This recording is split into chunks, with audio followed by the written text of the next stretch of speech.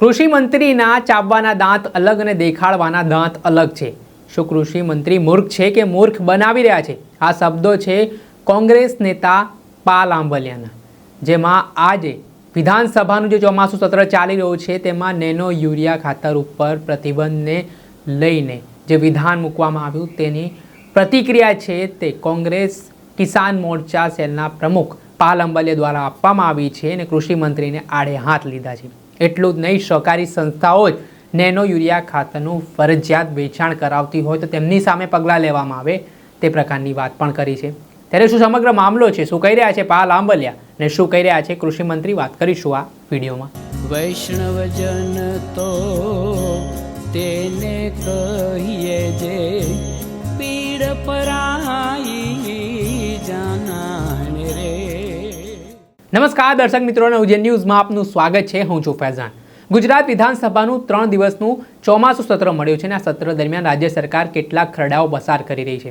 ત્યારે કૃષિને લગતી બાબતની વાત કરવામાં આવે તો નેનો યુરિયા ખાતરને લઈને કૃષિ મંત્રી દ્વારા વિધાન મૂકવામાં આવ્યું હતું અને તેના ઉપર ચર્ચાઓ કરવામાં આવી। તેને આ બાદ હવે કોંગ્રેસના કિસાન મોરચાના પ્રમુખ પાલ આંબલિયા દ્વારા આ વિધાન ઉપર ચર્ચાને લઈને કૃષિ મંત્રીને આડે હાથ લીધા છે અને જેવી રીતે કૃષિ મંત્રીના ચાવવાના દાંત જુદા અને દેખાડવાના જુદા હોય તે પ્રકારની વાત તેમના દ્વારા કરવામાં આવી છે। એટલું જ નહીં, કૃષિ મંત્રી મૂર્ખ છે કે લોકોને મૂર્ખ બનાવી રહ્યા છે તે પ્રકારના સવાલો પણ કોંગ્રેસ કિસાન મોરચાના પ્રમુખ પાલ આંબલિયા દ્વારા પૂછવામાં આવ્યા છે। કેમ કે તેમણે આરોપ લગાવ્યા છે કે નેનો યુરિયા ખાતર સહકારી સંસ્થા દ્વારા વેપારીઓને ફરજિયાત પધરાવવામાં આવે છે, ખેડૂતોને પધરાવવામાં આવતી હોય છે। ત્યારે કેન્દ્ર સરકાર એક તરફ નેનો યુરિયા ખાતરને પ્રોત્સાહન આપી રહી છે અને બીજા તરફ કૃષિ મંત્રી છે તે નેનો યુરિયા ખાતર ઉપર બંધ કરવા માટે ખરડો લાવી રહ્યા છે। તેમણે આ જ બાબતને લઈને એટલું જ નહીં, આ મામલે વિધાનસભામાં ખરડો પસાર કરીને કેન્દ્ર સરકારને મોકલી આપવામાં આવે તે પ્રકારની વાત પણ કહી છે। પહેલાં તો શું પ્રહારો પાલ આંબલિયા દ્વારા પોતાના નિવેદનમાં કરવામાં આવ્યા છે અને શું ટકોર તેમણે કૃષિ મંત્રીને કરી છે તે સાંભળી લો। આજે વિધાનસભાની અંદર રાજ્યના કૃષિ મંત્રી શ્રી ગુજરાતના ખેડૂતોને કાં તો મૂર્ખ સમજે છે અથવા તો કૃષિ મંત્રી પોતે મૂર્ખ છે એવું વિધાનસભાની અંદર નાટક કરે છે।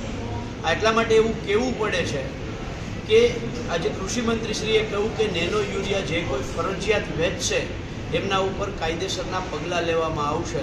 તો કૃષિ મંત્રી શ્રીને એ ખબર નથી કે ડબલ એન્જિનની કહેવાતી સરકારમાંથી એક એન્જિન છે એ નેનો યુરિયાનું પ્રોડક્શન કરે છે અને બીજી એન્જિન જે છે તે નેનો યુરિયા ફરજિયાત વેચવા માટે સહકારી ક્ષેત્રના વિક્રેતાઓ છે એમના ઉપર દબાણ કરે છે। કૃષિ મંત્રી પોતે જે સહકારી ક્ષેત્રમાં જે વિસ્તારમાં એટલે કે ધ્રોલ, જોડિયા, જામનગરની અંદર આગેવાન છે ત્યાં પણ એમની નીચેની સહકારી સંસ્થાઓ જે વિક્રેતાઓ છે એ ફરજિયાત નેનો યુરિયા વેચે છે।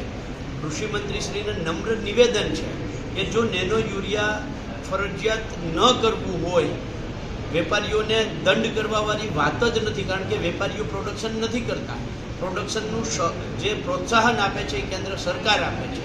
તો વિધાનસભાની અંદર તમે અત્યારે છો, હજી 2 દિવસ વિધાનસભા છે, જો તમે તમારા દેખાડવાના અને ચાવવાના દાંત અલગ ન હોય તો વિધાનસભાની અંદર ખરડો પસાર કરો અને કેન્દ્ર સરકારને મોકલો કે ગુજરાતમાં નેનો યુરિયા ચાલશે નહીં, ગુજરાતમાં નેનો યુરિયા મોકલવું નહીં, ગુજરાતમાં માટે નેનો યુરિયાનું પ્રોડક્શન કરવું નહીં।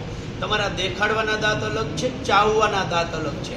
તમારી આ નીતિ એવી છે કે ચોરને એમ કહો છો કે ચોરી કરજે અને ગરદણીને એમ કહો છો કે જાગતા રહેજો। આ તમારી નીતિથી ગુજરાતના ખેડૂતો બિલકુલ વાકેફ થઈ ચૂક્યા છે। તમે ખેડૂતોને જબરજસ્તી નેનો યુરિયા પધરાવવા માટે વિક્રેતાઓને ફરજ પાડો છો।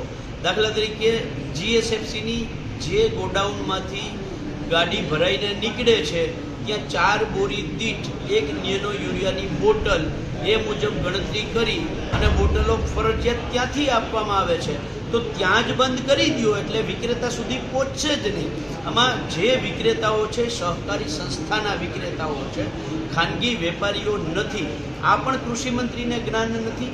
એટલે કૃષિ મંત્રી શ્રી, આ તમારા દેખાડા પૂરતા જે તમે વિધાનસભાની અંદર લોકશાહીના મંદિરમાં સૌથી મોટું જૂઠાણું તમે બોલી રહ્યા છો. આ ગુજરાતના ખેડૂતો આનાથી વાકેફ થઈ ચૂક્યા છે.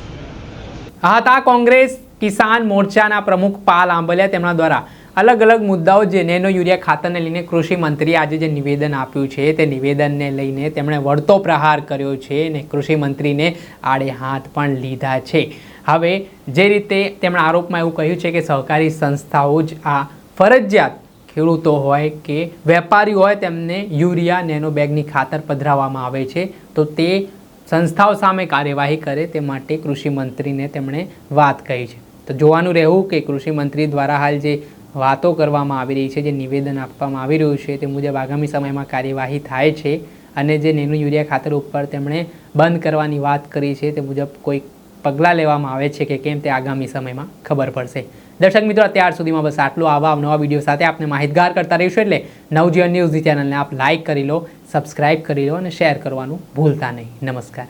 વૈષ્ણવજન તો તેને કહીએ જે